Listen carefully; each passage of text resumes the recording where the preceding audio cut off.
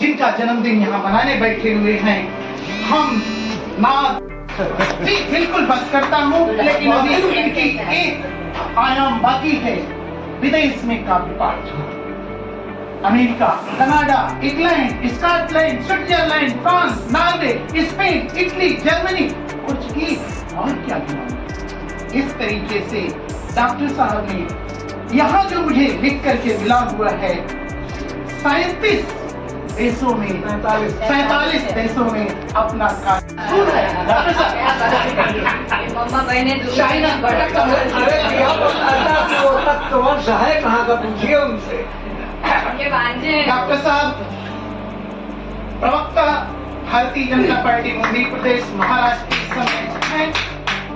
Doctor Dayanand Tiwari ji professor एवं शोधकार। तो आज जैसा कि हम लोग दो महान विभूतियों का जन्मदिन मना रहे हैं, डॉक्टर सागर त्रिपाठी जी और डॉक्टर दयानंद तिवारी ने, और इतने कलाकारों के साक्षी में, गवाही में आज दो महानुभावों का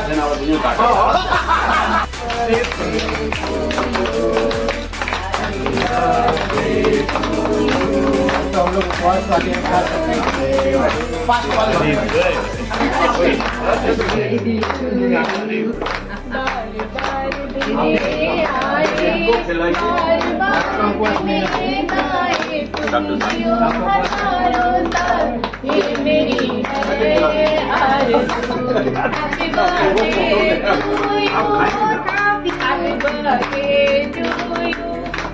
Happy birthday to you. Happy birthday to you. Both of you. हमारा नाम क्यों ना हो, सागर त्रिपाठी। एक सुना तू। मुंशी अंग्रेजी में एक लहर एक ले जाओ प्लेट में, इनको फोटोग्राफ। सागर में एक लहर उठे दोनों के नाम की, आप दोनों को खुशियाँ मुबारक हो जन्मदिन के नाम।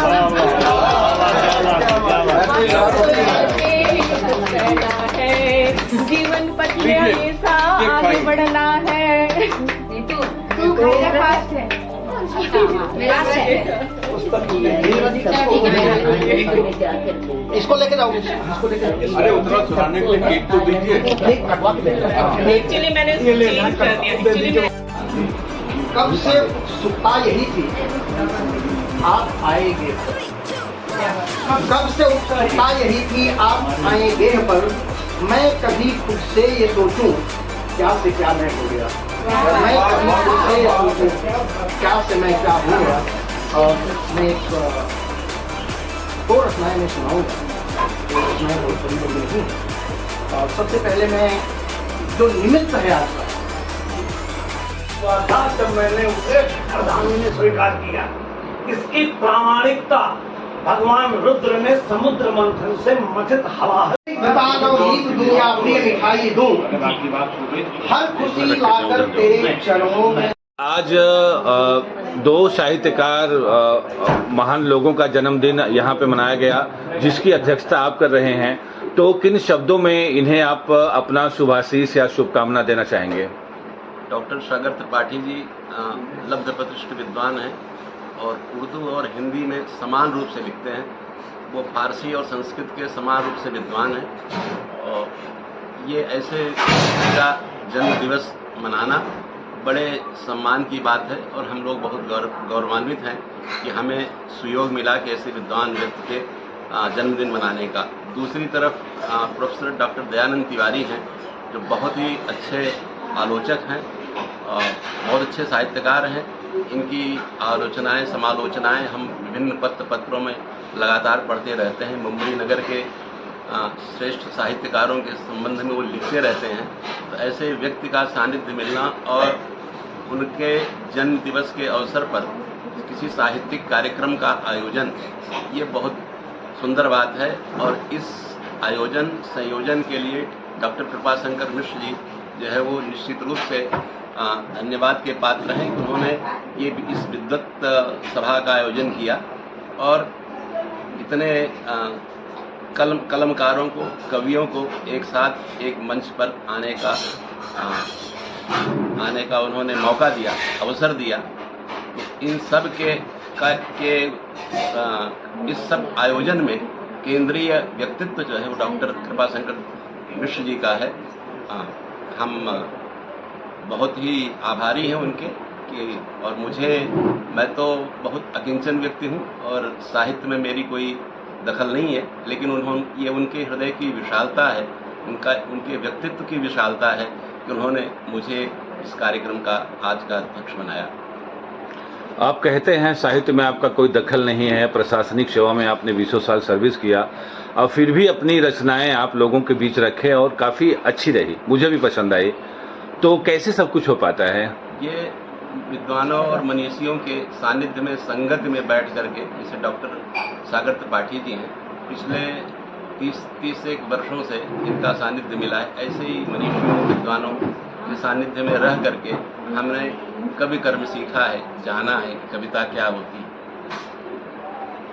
चलिए, अगला सवाल मेरा होगा त्रिपाठी जी आपसे। आज आपका जन्मदिन मनाया जा रहा है बहुत ही बेहतरीन तरीके से। जहां लोग पब, बार, होटल्स में अपना जन्मदिन मनाते हैं, वहीं साहित्य का आयोजन करके कृपा शंकर मिश्र द्वारा और माननीय श्री कमला मिश्र द्वारा ये सब आयोजन किया गया है। बहुत अच्छा लग रहा है। तो क्या कहना चाहेंगे आप, कितनी खुशी आपको हो रही इस बात की?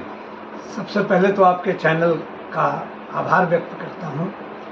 हम एक चीज़ जानते हैं, अक्सर मैं कहा करता हूँ कि डॉक्टर कृपाशंकर मिश्र जी जो हैं वो हमारे साहित्यिक हनुमान हैं। उनकी साहित्यिक संजीवनी से मूर्छित लक्ष्मण भी जीवित होते हैं। कोई ऐसा संकल्प आप साहित्य के हवाले से कर लें, मित्रता के हवाले से कर लें, वो अपने समूचे वर्चस्व को उसमें लगा देंगे। और ये पहले से जान लीजिए कि सफलता जो है उनका व्यसन है, उनकी लत है। साहित्य उनके लिए एक, यकीन करें कि साहित्यिक च्यवनप्राश है। तो ऐसे व्यक्तित्व का जरा सा इशारा, डॉक्टर नीलिमा पांडे जी की 4 पुस्तकों से हम लोग परिचित हैं। इनके पिताजी के पिताजी के पिताजी मेरे दादाजी के दोस्त थे। इनके 7 मामा में सबके सब मेरे पारिवारिक मित्र थे। और डॉक्टर साहब का, खासकर कमला शंकर मिश्र जी का सानिध्य तो 30-35 वर्ष पुराना। इतने विद्वान लोगों को एक छत के नीचे, ये जितने यहाँ हैं, मैं यही एक ही चीज़ कहूँगा, मेरा पूरी दुनिया में मशहूर ये मेरी 4 पंक्तियाँ हैं कि हसद नफरत का ये मौसम नहीं है, मोहब्बत हर तरफ है, गम नहीं है। और यहाँ हर व्यक्ति है खुद में मुकम्मल, यहाँ हर व्यक्ति है खुद में समूचा, किसी का कद किसी से कम नहीं। क्या बात है। और इस घर की मालकिन हमारी भाभी साहिबा, ये हमारी 3 देवियाँ जो बच्चियाँ आई हुई हैं। आप जैसे लोगों का आना और इतनी देर तक एक छत के नीचे इतना सुचितामयी साहित्य मैंने आज तक पढ़े, रचे, कसे, बसे नहीं देखा है। ये एक बहुत सागर जी रचनाकार हैं, साहित्यकार हैं, कवि हैं। आज के युवा पीढ़ी को, आज के बच्चों को क्या उपदेश देना चाहेंगे? क्योंकि बच्चे आजकल सोशल मीडिया पे कुछ ज़्यादा ही लगाव है उनका, साहित्य से दूर होते जा रहे हैं। तो क्या संदेश देना चाहेंगे? सादा बात, कड़ी बात, कड़वी बात। करत करत अभ्यास पे जड़मत बनत सुजान, रसरी आवत जात सिल पर बना। ये जितने बच्चे हैं, जो ये विदुषी महिलाएं हैं, आप हैं, अब मैं अक्सर इंटरव्यूज में बोलता रहता हूँ, सबसे पहले साहित्य को खूब पढ़िए, काम भर का व्याकरणिक ज्ञान अर्जित करिए। मैं आपको उर्दू की, मेरे उस्ताद ने मुझे एक दिन ये कहा कि आपकी तालीम मदरसे की नहीं है, आप उर्दू के आशिक हैं। एक काम करिए, रोज एक शब्द याद करिए, उसको किसी वाक्य में ढालिए, दिन भर बोलिए, और उसमें जेर जबर, जैसे जलील का मतलब हरामी शब्द होता है, जलील का मतलब ईश्वर के लिए होता है। इतना फर्क है। तो मैंने क्या किया, एक की जगह एक और कदम, सुबह और एक शाम। साल भर में 765 शब्द लेकर जब मैं उस्ताद के पास गया तो आश्चर्यचकित होकर के उन्होंने ऐसी बात कही कि पर्शियन पुराने जमाने के मीर गालिब मोमिन के पहले की बात छोड़ दीजिए, आधुनिक शायरी 350 शब्दों में समूची 100 साल की शायरी खोई हुई है। पंडित जी आपने 750 शब्द याद कर लिए। अगर ग्रामर का, अरूज का व्याकरणिक ज्ञान नहीं है ईश्वर के लिए, क्रिकेट के बैट से बैडमिंटन नहीं खेल सकते, आजाद गजल नहीं कही जा सकती है। वासांस जीर्णान यथा विहाय नवानि गृहणाते नरोपराणि। मुफाइलातुन का एक पहल है जिसको आज आप कह रहे हैं, लेकिन ये 2000 साल पुरानी चीजें जिनको कॉपी करके नई बहरें बनी है। मैं सबसे एक खास तौर पर मेरी विनती होती है कि पहले काव्य लेखन की विधा जानिए, एक अपना उस्ताद बनाइए और डंके की चोट पे उसको दुनिया को बताइए कि ये मेरे गुरु हैं। जिनसे पूछे मैंने तो यूट्यूब और कौन सी उस तो पढ़ लिया तो मेरा कोई गुरु नहीं। इसीलिए 98% महिलाएं कवियत्रियां और शायरात जो हैं, हमसे पूछे, मैं आपको भी बताता हूँ उनकी रसद कहाँ से आती है। ये हमारा दुर्भाग्य है। लेकिन जो आप जैसे इत्तेफाक है कि यहाँ 3 विदुषी महिलाएं हैं जिनकी हर चीज स्वरचित है।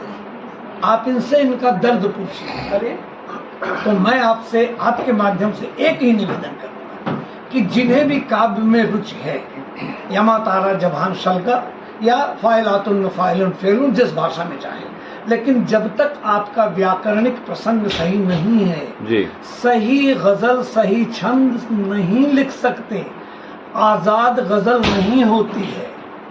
अछंदस काव्य हो सकता है लेकिन अछंदस भाव दुनिया में कोई नहीं एक्सेप्ट करेगा। आपका बहुत आभार। मैं इस घर के मालिक, खासतौर पर मेरी भाभी साहिबा के धैर्य की दाद देता हूँ कि हम 20-25 लोग आते हैं। ये मात्र स्वरूपा और ये बहुत बड़ा भाग्य डॉक्टर कृपाशंकर मिश्र जी का है कि उनको ऐसी अर्धांगिनी मिली, और भाभी जी उतनी ही भाग्यशाली हैं कि इतने आध्यात्मिक वर्चस्व का पति उन्हें मिला है, इतने अच्छे बच्चे मिले हुए हैं। इस घर पर सरस्वती माँ की कृपा है, लेकिन लक्ष्मी भी, सरस्वती और लक्ष्मी में यहाँ द्वंद्व चलता रहता कि कौन ज्यादा से ज्यादा इनके घर। यहाँ दोनों बात किए हैं और आप सबका चलिए प्रोफेसर साहब, आपसे मेरा बस वही सवाल होगा। डॉक्टर कृपाशंकर ने जिस अनोखे अंदाज से आपके जन्मदिन का आयोजन किया, तो उसके लिए किन शब्दों में मिश्र जी का आप धन्यवाद अदा करना चाहेंगे?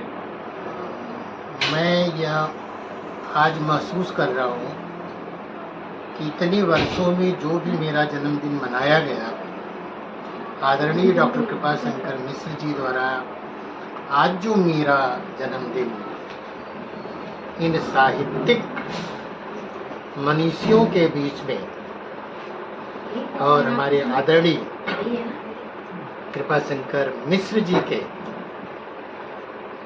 अगुवाई में, यहाँ पर इनके मार्गदर्शन में और ज़्यादा अच्छा मुझे ये लगा कि मेरे मामा जी सागर त्रिपाठी जी के जन्मदिन के साथ मेरा जन्मदिन मनाया गया। मुझे ऐसा लगता है कि मेरा यह जन्मदिन सबसे अच्छी तरह से मनाया गया। आज तक मेरे जितने भी जन्मदिन मनाए गए, यह सबसे अच्छा। क्या बात।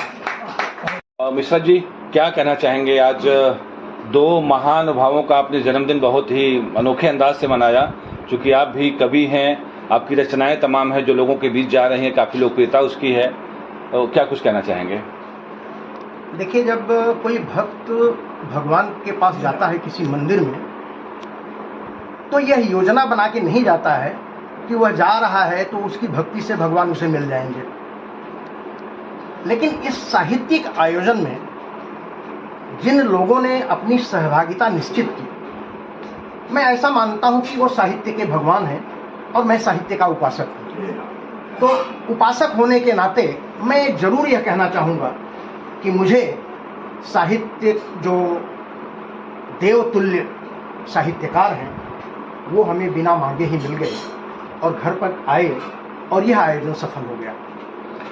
कमला शंकर मिश्र जी भी काफ़ी समय से आपके बीच हैं, तो उनके लिए क्या कहना चाहेंगे? क्या बात।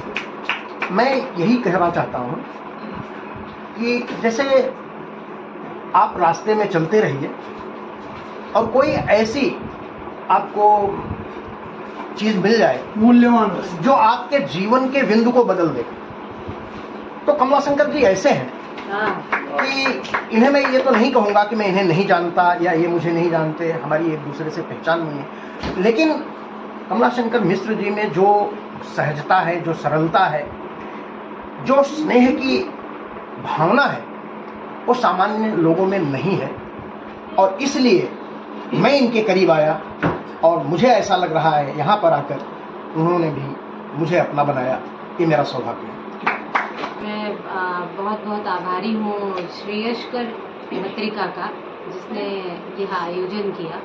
यह श्रेयस्कर पत्रिका जितना ही उत्कृष्ट कार्य पत्रिका के क्षेत्र में कर रही है, उतना ही उत्कृष्ट आयोजन ये नित्य प्रति करते रहती है। यह जो आयोजन हुआ है, माननीय भाई साहब श्री दयानंद तिवारी जी और मेरे वरिष्ठ, मेरे घर परिवार के बड़े, इन्हें मैं मालिक बुलाती हूँ, सागर त्रिपाठी जी, सागर त्रिपाठी जी, जिनके इन दोनों जन का जन्मदिन हम सबके लिए एक महोत्सव की तरह हुआ। और इसके पहले हमने ऑनलाइन भी आयोजन आदरणीय सागर त्रिपाठी जी के लिए किया था। इसमें दयानंद जी का भी जन्म उत्कृष्ट आयोजन रहा। श्रेयस्कर पत्रिका की ये जो संकल्पना है, इसके जो मालिक और संपादक प्रश्न करना चाहिए। उन्होंने जो जन्मदिन मनाने का तरीका सोचा वो अपने में अलग है, बिल्कुल, क्योंकि किसी भी साहित्यकार का जन्मदिन केवल केक काट के और कैंडल बुझा करके नहीं होता, बल्कि उसके लिए कुछ साहित्यिक दीप जलाए जाए। तो ये उनकी सोच को मैं नमन करता हूँ। और सागर जी शतायु रहें और ऐसे ही वो लिखते रहें, 14 रत्न उसमें से बराबर निकलता रहे, और दयानंद तिवारी जी ऐसे ही सक्रिय रहे, और कमलाशंकर जी का आशीर्वाद, स्नेह, अपनापन हम सभी को ऐसे ही मिलता रहे। और सारे के सारे साहित्यिक कलमकारों ने इनके जन्मदिन के उत्सव के अवसर पर एक से खूबसूरत रचनाएं पढ़ी। ऐसा लगा कि जैसे जीवन उतर गया गांव से लेकर महानगर तक, अंतरिक्ष से लेकर सागर की गहराई तक। तो पुनः मैं बधाई देता हूँ आज के उत्सव मूर्तियों को, और साथ ही जितने भी कलमकार आए हों, हार्दिक धन्यवाद। महाराष्ट्र राज्य हिंदी साहित्य अकादमी से जुड़े होने के कारण मैं आज डॉक्टर सागर त्रिपाठी जी, डॉक्टर दयाशंकर तिवारी जी, इन दोनों के जन्मदिन की बहुत बहुत शुभकामना व्यक्त करता हूँ। हमारे आदरणीय कमलाशंकर मिश्र जी से परिचय बहुत दिन का नहीं है, लेकिन पिछले कार्यक्रम में हुआ था। आज बहुत सानिध्य मिला मुझे, मन को सुकून मिला। तो मैं इन्हीं शब्दों के साथ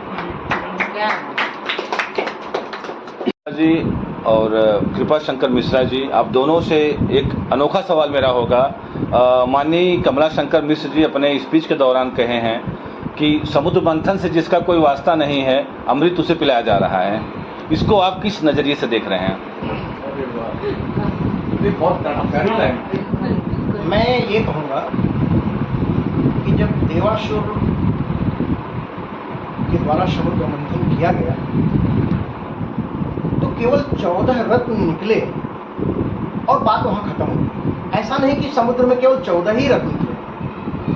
और एक बात मैं कहना चाहता हूं कि काश की 13 ही निकले होते। पहला जो रत्न निकला वो न निकला होता, और जो अंतिम रत्न निकला वही निकला होता, तो मुझे लग रहा है कि समाज के हित में और बहुत सारी बड़ी बातें हो जाती।